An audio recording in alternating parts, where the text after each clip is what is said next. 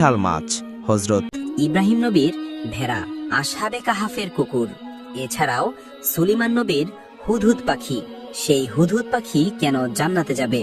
হুদহুদ পাখির কি কি ক্ষমতা ছিল? আর সুলাইমান নবী হুদহুদ পাখিটিকে কোথায় পেয়েছিলেন? কিভাবে একটা জিন তার রূপ ধারণ করেছিলেন? আর সেই আংটির কি ক্ষমতা ছিল সেটা জানলেও অবাক হবেন। আরো জানবো সুলাইমান নবীর এক রহস্যময় বিবাহর ঘটনা। হলে চলুন শুরু করি আজকের ভিডিও। হযরত সুলাইমান আলাইহি ওয়াসাল্লাম ছিলেন মহান আল্লাহ তাআলার একজন রাসূল। তিনি ছিলেন হযরত দাউদ আলাইহি ওয়াসাল্লামের পুত্র। মহান আল্লাহ তাআলা তাকে সমগ্র দুনিয়ার বাদশাহী দান করেছিলেন। তিনি এই দুনিয়ার পক্ষে প্রায় ৭৫০০ বছর পর্যন্ত মানুষকে তাওহীদের দাওয়াত দিয়েছিলেন। এছাড়া মহান আল্লাহ তাআলা তাকে সমস্ত পশু পাখির ভাষা বুঝার বিশেষ ক্ষমতাও দিয়েছিলেন। একদা হযরত সুলাইমান আলাইহি ওয়াসাল্লামের দরবারে বনের সমস্ত পাখিরা এসে হাজির হলো। পাখিরা হযরত সুলাইমান আলাইহি ওয়াসাল্লামকে তাদের পরিবারের একজন মনে করত। তারা সবাই হযরত সুলাইমান আলাইহি ওয়াসাল্লামের সেবায় নিয়োজিত হয়ে গেল। তারা কে কে কাজে পারদর্শী তার ফিলিস্তি হযরত সুলাইমান আলাইহি ওয়াসাল্লামকে দিতে লাগলো। সমস্ত পাখির কথা শেষ হলে এবার এলো হুদহুদ পাখির কথা। হুদহুদ পাখি হযরত সুলাইমান আলাইহি ওয়াসাল্লামকে সম্বোধন করে বলল, হে আল্লাহর নবী, আমি সবসময় আপনার নিকটে থাকতে চাই। আমার এমন একটি জ্ঞান রয়েছে যা অন্য কোনো পাখির কাছে নেই। এই কথা শুনে হযরত সুলাইমান আলাইহি ওয়াসাল্লাম হুদহুদকে বললেন, তোমার এমন কি জ্ঞান রয়েছে যা অন্য কারো কাছে নেই? তখন হুদহুদ পাখি বলল, হে আল্লাহর নবী, আমি যখন আকাশে উড়ে বেড়াই তখন পৃথিবীতে পানির স্থলগুলো আমি দেখতে পারি। এই কারণে মাটির গভীরে থাকা পানিও আমার দৃষ্টি এড়ায় না। আমি উপর থেকেই পানির গভীরতা মাপতে পারি এবং পানির উৎসের খোঁজ বের করতে পারি। সেজন্য আমি যুদ্ধের সময় আপনি এবং আপনাদের সৈন্যদের সঙ্গে থাকতে চাই। তার কথা শুনে হযরত সুলাইমান আলাইহি ওয়াসাল্লাম খুশি হয়ে বললেন, হে হুদহুদ পাখি, তুমি আমাদের একজন ভালো বন্ধু। আমরা যখন পানি ও ঘাসবিহীন মরুভূমিতে অবস্থান করব তখন তুমি আমাদের সঙ্গে থেকো। হযরত সুলাইমান আলাইহি ওয়াসাল্লামের এই কথা শুনে কাক খুবই ঈর্ষান্বিত হলো। অতঃপর সে বলল, হে আল্লাহর নবী, এই হুদহুদ পাখি মিথ্যা বলে আপনার সঙ্গে বেয়াদবি করেছে। সে আকাশ থেকে মাটির ভেতরের পানির গভীরতা দেখতে পায়, অথচ এক মুঠো মাটির নিচে তার জন্য পেতে রাখা ফাঁদ সে দেখতে পায় না। যদি তার কথা সত্যিই হয় তাহলে সে মাটির ওপরে শিকারীর রেখে দেওয়া ফাঁদে আটকে যায় কেন? কাকের কথা শুনে হযরত সুলাইমান আলাইহি ওয়াসাল্লাম হুদহুদ পাখিকে জিজ্ঞাসা করলেন, হে হুদহুদ, কাক যা বলেছে তা কি সত্য? যদি সত্যিই হয় তাহলে তুমি আমার কাছে এমন মিথ্যা বয়ান কেন দিলে? হুদহুদ বলল, হে আল্লাহর নবী, দয়া করে শত্রুর কথায় কান দেবেন না। আমি আমার জ্ঞান এবং দক্ষতা নিয়ে যা বলেছি তা মিথ্যা হলে আমাকে হত্যা করে ফেলুন। কাক আমার বিরুদ্ধে যা বলেছেন তা দিয়ে সে মহান আল্লাহ তাআলার আদেশ এবং সিদ্ধান্তকে অস্বীকার করেছেন। সে এই কথা বুঝতে পারছে না যে নিয়তির কারণে আমি ফাঁদ দেখতে পাই না। এটার সঙ্গে মাটির নিচে থাকা পানি দেখতে পাওয়া বা না পাওয়ার কোনো সম্পর্ক নেই। মহান আল্লাহ তাআলা যদি আমাকে ফাঁদ দেখার ক্ষমতা দিতেন তবে অবশ্যই আমি মাটিতে থাকা ফাঁদ দেখতে পেতাম। একদিন হযরত সুলাইমান আলাইহি ওয়াসাল্লাম তার দরবারে বসেছিলেন। তখন মালাকুল মাউত হযরত আজরাইল আলাইহি ওয়াসাল্লাম তার দরবারে এসে হাজির হলেন। হযরত সুলাইমান আলাইহি ওয়াসাল্লাম আজরাইল আলাইহি ওয়াসাল্লামকে জিজ্ঞাসা করলেন, হে ভাই মালাকুল মাউত, আপনি এখানে কেন? জবাবে মালাকুল মাউত বললেন, আমি আপনার সঙ্গে কথা বলতে এসেছি, কথা বলেই চলে যাব। তখন হযরত সুলাইমান আলাইহি ওয়াসাল্লামের দরবারে এক ব্যক্তি এসে খুবই চিন্তিত মুখে হযরত সুলাইমান আলাইহি ওয়াসাল্লামকে জিজ্ঞাসা করলেন, আপনার নিকটে এইমাত্র যে ব্যক্তি এসেছিলেন তিনি কে? জবাবে হযরত সুলাইমান আলাইহি ওয়াসাল্লাম বললেন, তিনি হলেন মালাকুল মাউত। সঙ্গে সঙ্গে দরবারের সেই ব্যক্তি বলল, যাব না। সে যখন আসলো খুব রাগান্বিত চোখে আমার দিকে তাকিয়েছিল, আবার যাবার সময়ও খুব রাগান্বিত চোখে আমাকে দেখল। আমার খুব ভয় হচ্ছে, যাব না। আমি এখনই আমার বোনের কাছে চলে যেতে চাই। হযরত সুলাইমান আলাইহি ওয়াসাল্লাম জিজ্ঞাসা করলেন, তোমার বোন এখন কোথায় রয়েছে? সেই ব্যক্তি বলল, আমার বোন রয়েছে এমন এক জায়গায় যেখানে ঘোড়ায় চড়ে 7 দিন সময় লাগে। হযরত সুলাইমান আলাইহি ওয়াসাল্লাম বললেন, সেটা তো অনেক সময়। তুমি এক কাজ করো, তুমি আমার পঙ্কিরাজ ঘোড়া নিয়ে রওনা হয়ে যাও। কিন্তু রওনা হওয়ার পরে সেই ব্যক্তি আর ফেরত আসেনি।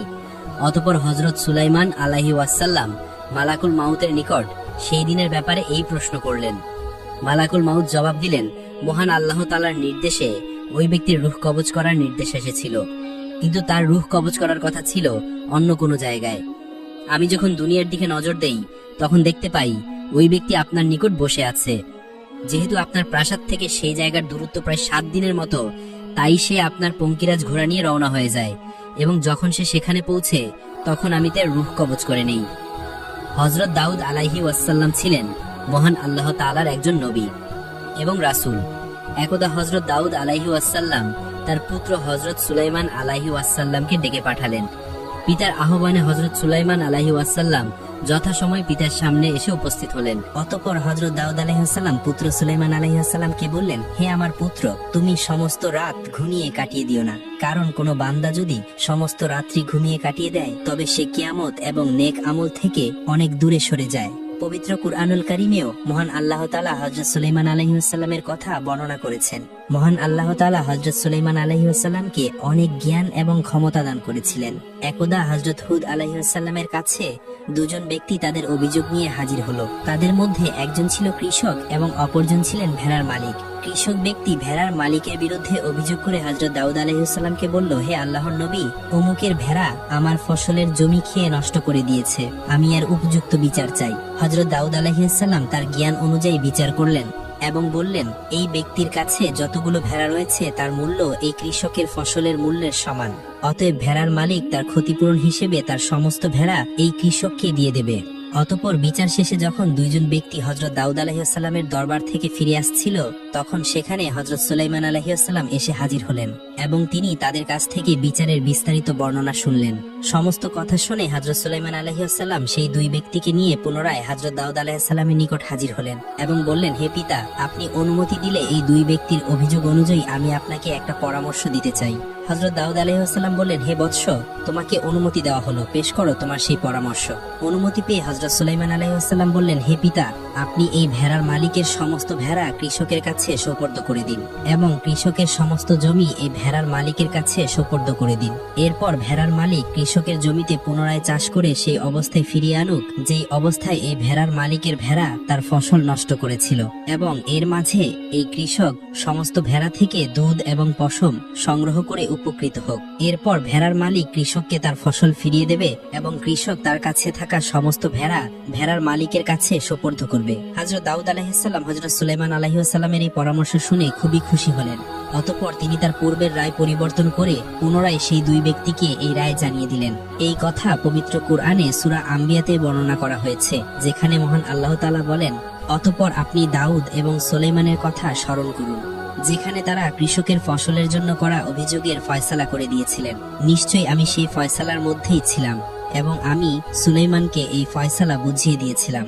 একবার দুইজন নারী হযরত সুলাইমান আলাইহিস সালামের নিকট হাজির হলো। তারা দুজনেই একটি বাচ্চার জন্য নিজেদেরকে মা বলে দাবি করছিল। এদের মাঝে প্রথম মহিলা বলল, হে আল্লাহর নবী, কিছুদিন আগে একই রাত্রে আমরা দুজনেই সন্তান প্রসব করি, কিন্তু বাচ্চা জন্মের কয়েকদিনের মধ্যেই এক রাত্রে দ্বিতীয় মহিলার বাচ্চাকে একটি নেকড়ে এসে তুলে নিয়ে যায়। অতঃপর সুযোগ বুঝে এই মহিলা আমার বাচ্চাকে চুরি করে। এখন সে সবাইকে বলে বেড়াচ্ছে যে এই বাচ্চা তার নিজের, আর আমার বাচ্চাকে নাকি নেকড়ে এসে তুলে নিয়ে গেছে। হুজুর, আপনি এই সমস্যার একটা সমাধান করে দিন, আপনি আমার সন্তানকে আমার কাছে ফিরিয়ে দিন। এই সমস্ত কথা শুনে হযরত সুলাইমান আলাইহিস সালাম জল্লাদকে হুকুম দিলেন, হে জল্লাদ, এই বাচ্চাটাকে কেটে 2 টুকরো করে ফেল এবং তাদের দুজনকে একটি করে টুকরো দিয়ে দে।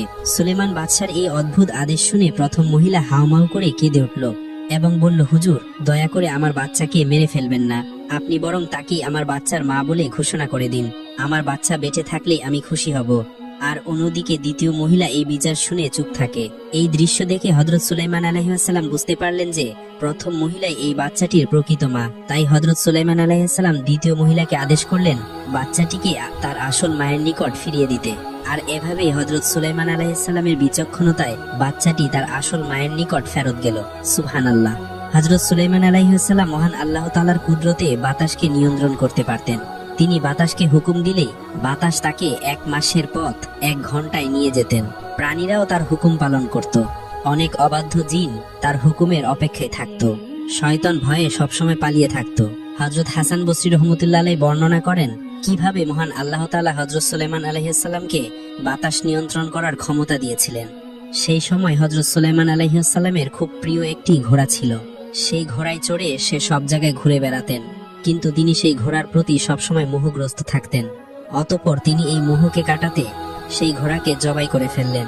সুলাইমান আলাইহিস সালামের এই কাজে মহান আল্লাহ তাআলা অনেক খুশি হলেন এবং বাতাসকে তার বাহন বানিয়ে দিলেন। যখনই হযরত সুলাইমান আলাইহিস সালামের কোথাও ভ্রমণের প্রয়োজন হতো, তিনি বাতাসকে নির্দেশ দিতেন। তখন বাতাস এত জোরে বইতে শুরু করত যে যেই দূরত্বে মানুষের যেতে 1 মাস সময় লাগছে, সেই দূরত্বের পথ হযরত সুলাইমান আলাইহিস সালাম 1 ঘন্টায় চলে যেতেন। মহান আল্লাহ তাআলা জিন এবং শয়তানকেও হযরত সুলাইমান আলাইহিস সালামের বশীভূত করে দিয়েছিলেন। তারা সর্বদা হযরত সুলাইমান আলাইহিস সালামের জন্য চাকরের মতো হুকুম পালন করত। এই সমস্ত জিনেরা সাগরের তলদেশ থেকে হীরা, মুক্তা এবং মূল্যবান সম্পদ সংগ্রহ করে নিয়ে আসতো। হযরত সুলাইমান আলাইহিস সালামের অনেক সুন্দর সুন্দর ইমারত বানানোর শখ ছিল। এই সমস্ত জিনেরা হযরত সুলাইমান আলাইহিস সালামের হুকুম অনুযায়ী অনেক সুন্দর সুন্দর ইমারত নির্মাণ করেছিল। এই সমস্ত জিনাদের মধ্যে কেউ যদি হযরত সুলাইমান আলাইহিস সালামের অবাধ্য হতো, তবে হযরত সুলাইমান আলাইহিস সালাম তাকে শাস্তি দিতেন। পবিত্র কুরআনুল কারীমে মহান আল্লাহ তাআলা ইরশাদ করেন, আমি সুলাইমানের জন্য অনেক শয়তান এবং জিনকে নিয়োগ করেছিলাম, যারা হযরত সুলাইমান আলাইহিস সালামের হুকুম পালন করত এবং তার জন্য কাজ করত। প্রিয় দর্শক, জিনদের মাঝে 2 ধরনের জিন রয়েছে। একদল জিন ছিল ঈমানদার। এই সমস্ত জিনেরা নবীদের দেওয়া হুকুমকে ঈমানি দায়িত্ব হিসেবে পালন করত। আর কিছু ছিল কাফের। তারা হযরত সুলাইমান আলাইহিস সালামের ভয়ে কাজ করত, কিন্তু তাদের দ্বারা হযরত সুলাইমান আলাইহিস সালামের ক্ষতি হওয়া সম্ভব না থেকে যেত। এই কারণেই মহান আল্লাহ তাআলা হযরত সুলাইমান আলাইহিস সালামের হেফাজতের ব্যবস্থা করলেন। পবিত্র কুরআনুল কারীমে মহান আল্লাহ তাআলা ইরশাদ করেন, যারা সুলাইমানের অবাধ্য হতো, আমি নিশ্চয়ই তাদেরকে জাহান্নামে নিক্ষেপ করব। অনেক মুফাসসিরের বর্ণনা অনুযায়ী মহান আল্লাহ তাআলা একজন ফেরেশতাকে নিয়োগ করেছিলেন, যার হাতে সব সময় আগুনের গোলা থাকতো। কোন জিন যদি হযরত সুলাইমান আলাইহিস সালামের অবাধ্যতা করত, সেই ফেরেশতা অবাধ্য জিনের উপর আগুনের গোলা ছুঁড়ে মারত এবং সেই আগুনের গোলার আঘাতে অবাধ্য জিন পুড়ে যেত। পবিত্র কুরআনুল কারীমে মহান আল্লাহ তাআলা বলেন, আমি সুলাইমানের জন্য আগুনের ঝর্ণা বানিয়েছিলাম। হযরত সুলাইমান আলাইহিস সালামের নিকট আল্লাহ তাআলা প্রদত্ত সবচেয়ে বড় মুজিজার মধ্যে এই একটি ছিল আগুনের ঝর্ণা। এই আগুনের ঝর্ণার সাহায্য নিয়ে জিনেরা লোহা গলিয়ে বড় বড় জাহাজ এবং জিনিসপত্র তৈরি করত। সুবহানাল্লাহ। সুলাইমান আলাইহিস সালামের রাজদরবার সোনা রূপা, মণি, উক্তা, হীরা জহরত চারিদিকে ছড়িয়ে ছিটিয়ে আছে। রাজদরবারে মন্ত্রী পরিষদ সহ তার রাজ্যের সকল মানুষ উপস্থিত। সারা দুনিয়ার বাদশাহী যার কাছে ন্যস্ত, তিনি কেন আজ সবাইকে ডাকলেন? সকলেই অপেক্ষা করছে। জরুরি কেন তলব? পাশে তার দেহরক্ষী একটি জিন দাঁড়িয়ে আছে। লোকজন জিজ্ঞাসা করলো, হে বাদশাহ, এত জরুরি তলব কেন? আমাদের কেন ডাকা হয়েছে? জানতে পারি কি? সুলাইমান আলাইহিস সালাম বললেন, আমি বিবাহ করতে চাই। তোমরা আমার জন্য একজন যোগ্য পাত্রী ব্যবস্থা করো। এই কথা শুনে লোকজন অবাক হয়ে গেল। একজন বলল, হে বাদশাহ, আপনি কেমন পাত্রী চান? তার যদি একটু বর্ণনা দিতেন তাহলে পাত্রী খুঁজতে আমাদের খুব সুবিধা হতো। হযরত সুলাইমান আলাইহিস সালাম তাদের কথার জবাবে বললেন, আমি যাকে বিবাহ করব তার 4টি গুণ থাকতে হবে। প্রথমত, মেয়েটিকে পর্দনশীল হতে হবে এবং দিনদার হতে হবে। দ্বিতীয়ত, মেয়েটি হতে হবে আমানতদার। তৃতীয়ত, মেয়েটি সুন্দরী এবং ভালো পরিবারের হতে হবে। বাদশাহের এই আদেশ পাওয়া মাত্র রাজ্যের সমস্ত মানুষ বেরিয়ে পড়ল পাত্রীর সন্ধানে। প্রতিটা রাজ্যে ঘুরে ঘুরে তারা এই সংবাদ ঘোষণা করতে লাগলো। পরের দিন যখন বাদশাহের সৈন্যরা পাত্রী খুঁজতে বের হলো, তখন একজন জেলের সঙ্গে তাদের দেখা হলো। জেলে তাদেরকে জিজ্ঞাসা করলো, কি ব্যাপার, আপনারা এখানে কিসের ঘোষণা দিচ্ছেন? তখন তারা বলল, সুলাইমান আলাইহিস সালাম বিবাহ করতে চান এবং তিনি এমন একটি পাত্রীকে বিয়ে করবেন যার মধ্যে 4টি গুণ থাকবে। লোকটি জানতে চাইল, কি সেই গুণ? তারা বলল, মেয়েটিকে পর্দনশীল হতে হবে, আমানতদার হতে হবে, দেখতে সুন্দরী হতে হবে এবং ভালো পরিবারের মেয়ে হতে হবে। এইসব কথা শুনে জেলে তাদেরকে কিছু না বলে সামনে চলতে লাগলো আর মনে মনে বলতে লাগলো, হে আল্লাহ, আমার একটা উপযুক্ত মেয়ে আছে। এই 4টি গুণের মধ্যে 3টি গুণ তার মধ্যে রয়েছে, যেমনটি বাদশা চান। জীবনে কোনো পুরুষ তাকে দেখেনি। সে আমানতদার, সারাদিন রোজা রাখে ও রাতের বেলা আল্লাহর ইবাদত করে। আমার মেয়েকে যদি সুলাইমান আলাইহিস সালামের সাথে বিবাহ দিতে পারতাম, তাহলে আমার জীবন ধন্য হয়ে যেত। আমি হতাম সুলাইমান আলাইহিস সালামের শ্বশুর এবং সুলাইমান বাদশা হতো আমার মেয়ের জামাই। আমি কিয়ামতের দিন তার হাত ধরে জান্নাতে যেতে পারতাম। হে মহান রব, তুমি দয়ার সাগর, রহমানুর রহিম, তুমি আমার দোয়া কবুল করে নিও। অতঃপর জেলে হাঁটতে হাঁটতে বাড়িতে গিয়ে উপস্থিত হলো এবং তার স্ত্রীকে বলল, তুমি কি একটি খবর পেয়েছো? স্ত্রী বলল, কি খবর? কি হয়েছে? আপনার চোখে পানি কেন? তিনি বললেন, আমাদের দেশের বাদশা সুলাইমান আলাইহিস সালাম বিবাহ করতে চান। তিনি যে মেয়েকে বিবাহ করতে চান তার মধ্যে এই 4টি গুণ থাকতে হবে, আর সেই 4টি গুণের মধ্যে আমার মেয়ের 3টি গুণ রয়েছে। আমি যদি আমার মেয়েকে সুলাইমান পয়গম্বরের সাথে বিবাহ দিতে পারতাম তাহলে আমার জীবন ধন্য হয়ে যেত। এই কথা শুনে জেলের স্ত্রী বললেন, আপনি এসব কি বলছেন? আমরা হলাম জেলের বংশ, গরিব, আমাদের ঘর বাড়ি নেই, 3 বেলা ঠিক মতো খাবার জোগাড় করতে পারি না। আমাদের মেয়েকে সুলাইমান বাদশা কেন বিবাহ করবেন? তিনি হলেন এই দেশের বাদশা, তার পাশে কোনো কিছুরই অভাব নেই। তিনি কখনোই আমাদের মেয়েকে বিবাহ করবেন না। আপনি এমন ইচ্ছা আর কখনোই মনের মধ্যে আনবেন না। বাদশাহ সৈন্যরা জানতে পারলে বিপদ হতে পারে। আমাদের মতো নিম্ন স্তরের মানুষের এমন স্বপ্ন না দেখাই ভালো। স্ত্রীর এই সমস্ত কথা শুনে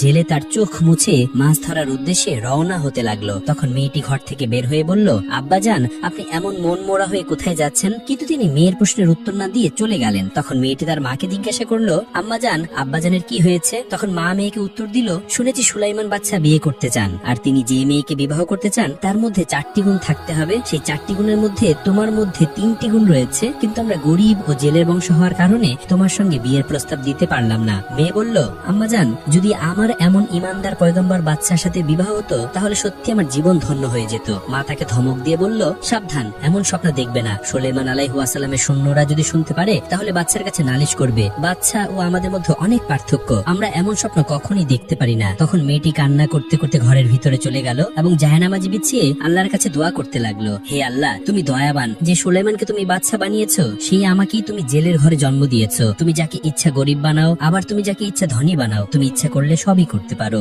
হে আল্লাহ, সুলাইমান বাদশার সাথে বিয়ে না হওয়া পর্যন্ত তুমি আমার মৃত্যু দিও না। হে মাবুদ, ছোটবেলা থেকেই আমি তোমার ইবাদত করি, তুমি আমার এই ইচ্ছেকে পূর্ণ করে দাও। তার সাথে বিবাহ হলে আমি কিয়ামতের দিন তার স্ত্রী হিসেবে পরিচয় পাবো। মেয়েটি দোয়া করার পর একটি চিঠি লিখে সুলাইমান আলাইহিস সালামের নিকট পাঠিয়ে দিল। এদিকে একটি শয়তান জিন বহুদিন ধরে অপেক্ষায় আছে কিভাবে সুলাইমান আলাইহিস সালামের মুজিজার আংটি সে আত্মসাৎ করবে। কেননা তার এই আংটির কারণে সমগ্র মানুষ, জিন, পশু পাখি, এমনকি বাতাসও তার গোলাম হয়ে থাকতো। এই মুজিজার আংটি যদি চুরি করা যায় তাহলে তার কথা সমস্ত রাজ্য শুনবে, সবকিছুই তার গোলাম হয়ে থাকবে। শয়তান স্বপ্ন দেখে সুলাইমান আলাইহিস সালামকে সরিয়ে দিয়ে সে ওই সিংহাসনে বসবে। এভাবেই কেটে গেল বেশ কিছুদিন, কিন্তু কেউই বাদশা সুলাইমান আলাইহিস সালামের নিকট কোনো পাত্রীর খোঁজ নিয়ে আসেনি। তাই তিনি আবারও সমস্ত লোকজনদেরকে খবর পাঠিয়ে তার দরবারে হাজির হওয়ার আদেশ দিলেন। নির্দিষ্ট সময় রাজ্যের সকলেই তার দরবারে এসে হাজির হলো। তখন তিনি বললেন, কি ব্যাপার, আপনারা কি কোনো পাত্রীর খোঁজ পেয়েছেন? তখন একজন বলল, হুজুর, আপনার শর্ত অনুযায়ী পাত্রী খুঁজে পাওয়া খুবই মুশকিল, কিন্তু এমন একজন পাত্রী আপনাকে বিবাহ করার জন্য প্রস্তাব দিয়েছে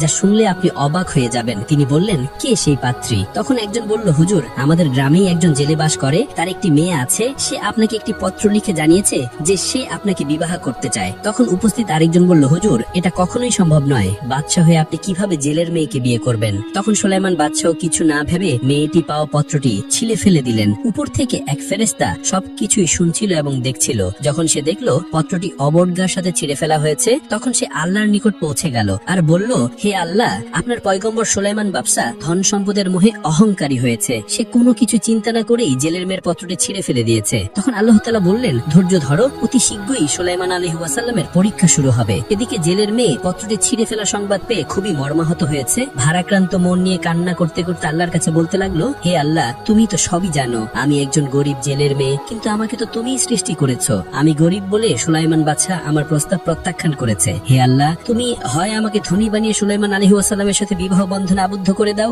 না হয় সুলাইমান বাদশাকে গরিব বানিয়ে আমার সাথে বিবাহ বন্ধনে আবদ্ধ করে দাও। এদিকে সুলাইমান আলাইহিস সালাম তার হাতের মুজিজার আংটি খুলে তার দেহরক্ষীর সামনে রেখে গেলেন এবং বললেন, এখান থেকে কোথাও যাবে না, চারদিকে খেয়াল রাখবে। এই কথা বলে তিনি গোসলখানায় গেলেন। তখন শয়তান জিন সুলাইমান আলাইহিস সালামের রূপ ধারণ করে দেহরোগীর সামনে গেল আর বলল, অতি তাড়াতাড়ি আমার আংটিটি দাও। একটা শয়তান জিন আমার রূপ ধারণ করে সারা রাজ্য ঘুরে বেড়াচ্ছে, সে চায় আমাকে সরিয়ে দিয়ে সিংহাসনে বসতে এবং সারা রাজ্যকে পরিচালনা করতে। তোমরা যেখানে দেখতে পাবে শাস্তি দিবে। এই বলে শয়তান জিন মুজিজার আংটি হাতে লাগিয়ে সিংহাসনে বসলো। এখানেও সবাইকে বলতে লাগলো, সারা রাজ্যে শয়তান জিন আমার রূপ ধারণ করে সবাইকে বোকা বানাচ্ছে, আপনারা সবাই সাবধানে থাকবেন। তারপর সত্যিকারের সুলাইমান আলাইহিস সালাম পাক পবিত্র হয়ে গোসলখানা থেকে বের হয়ে এসে বললেন, আমার আংটিটি দাও।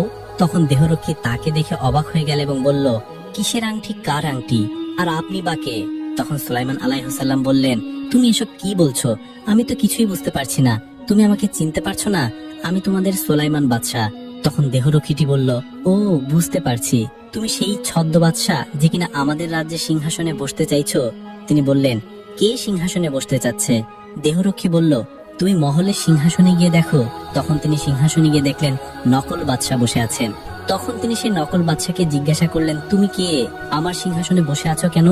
তখনই অবস্থানরত সকল লোকজন তাকে ধরে মারধর করে আদমোড়া বানিয়ে একটি নদীর কিনারায় ফেলে আসলো। আসলে তারা বুঝতেই পারেনি সিংহাসনে যে বসা ছিল সে শয়তান জিন। তারা যাকে মারধর করেছে তিনি আসলে সত্যিকারের সুলাইমান বাদশাহ। অতঃপর সন্ধ্যা ঘনিয়ে আসলো, তখন সেই জেলে মাছ ধরে বাড়ি ফিরছিলেন। ফেরার পথে তিনি দেখতে পেলেন নদীর কিনারে একজন সুন্দর সুপুরুষ অজ্ঞান হয়ে পড়ে আছে, রক্তাক্ত অবস্থায়।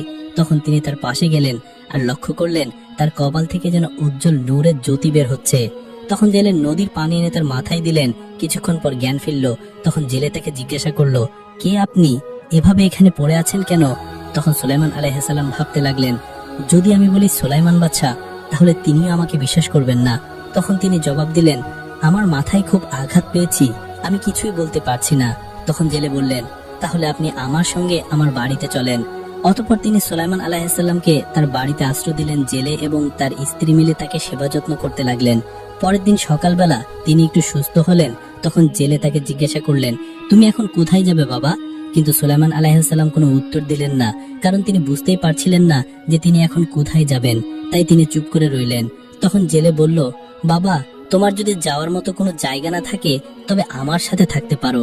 আমার সাথে মাছ ধরার কাজে আমাকে সাহায্য করতে পারো। আমি তোমার পারিশ্রমিক 200 দিরহাম করে প্রতি মাসে পরিশোধ করে দেব। এই বলে জেলে বের হয়ে গেলেন। সুলাইমান বাদশাহ তখন আল্লাহর নিকট বলতে লাগলেন, হে আল্লাহ, আমি তোমার কাছে এমন কি অপরাধ করেছি তো তুমি আমার এমন পরীক্ষা নিচ্ছ? ছিলাম বাদশাহ আর এখন আমি জেলে হিসেবে নদীতে মাছ ধরতে যাব।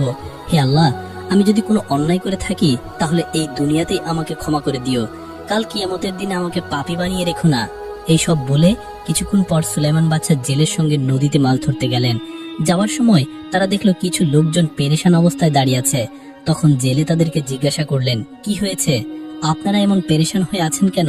তখন তারা উত্তর দিলেন, আসলে আমাদের রাজ্যের অবস্থা খুবই খারাপ। চারিদিকে নিত্য প্রয়োজনীয় জিনিসের ঊর্ধ্বমূল্য, হিংসা, মারামারি, জুলুম প্রতিনিয়তই বেড়ে চলেছে, কিন্তু দেশের বাদশা কোনো পদক্ষেপই নিচ্ছেন না।